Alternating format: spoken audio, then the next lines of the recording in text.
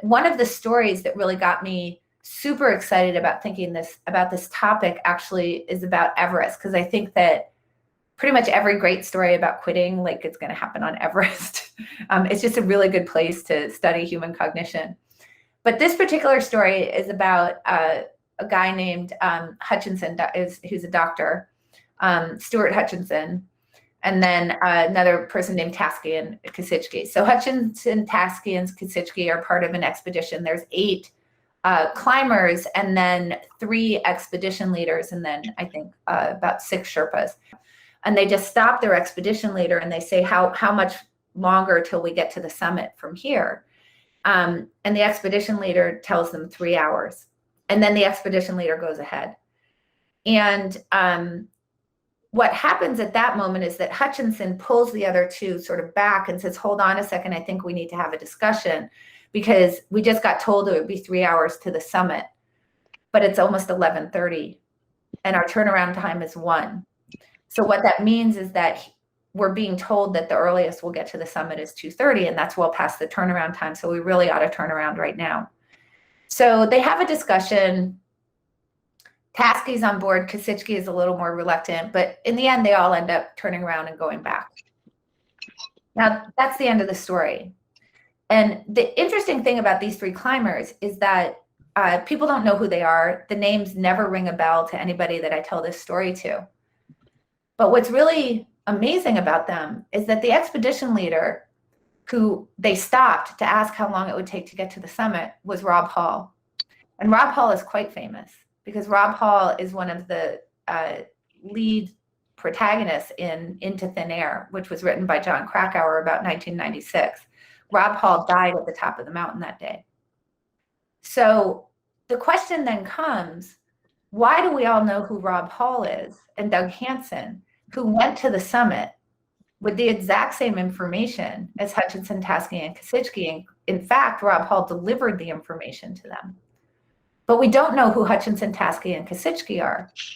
Were they just not mentioned in the book? And the answer is no. They were talked about in the book, actually quite glowingly, by Krakauer, who said that they were the best decision makers on the mountain today, on that day. And yet, they're completely invisible to us.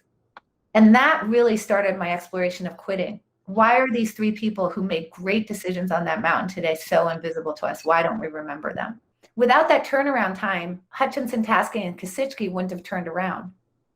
So 3 of the 8 people on that mountain that day did in fact turn around, right? And that is much more than the 0 that would have. So you can think about that for you personally, right? By like using the wisdom of somebody who's done it before, where they allow you to see in the future because they've already been there, and they give you something like a turnaround time or criteria, quitting criteria in advance, that would allow you, you're more likely to do it. You're going to get more hits on that, right? So it wasn't for nothing. But then the question becomes, the other people who had that same information, why did they not to turn around? And that's where we get that it turns out that there are very, very strong cognitive headwinds against quitting.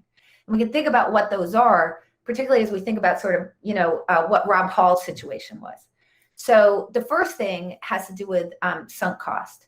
So I think most people are familiar with sunk cost, that when you have put effort or time or money, any kind of resource into a project, into an endeavor, you're more likely to escalate your commitment to that endeavor in the future in order to try to recover those costs. And that's certainly true for Rob Hall in this particular situation. He's taking this expedition up the mountain, and he has a particular problem, which is Doug Hansen, who's with him, had failed to get up the mountain the year prior. And so that is a sunk cost for Rob Hall, right? He's trying to recover that for Doug Hansen. So basically, when you look at anything, whether it's like, are you willing to sell a stock that you lost money in?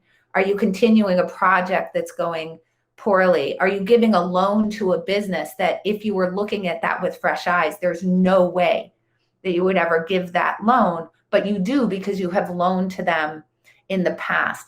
Sunk cost is a big headwind. All right, so that's the first piece. The second piece has to do with endowment, which is just ownership. Do you own the decision, right? Did you invent it? Then you own it. Is it a belief that you've acted on in the past?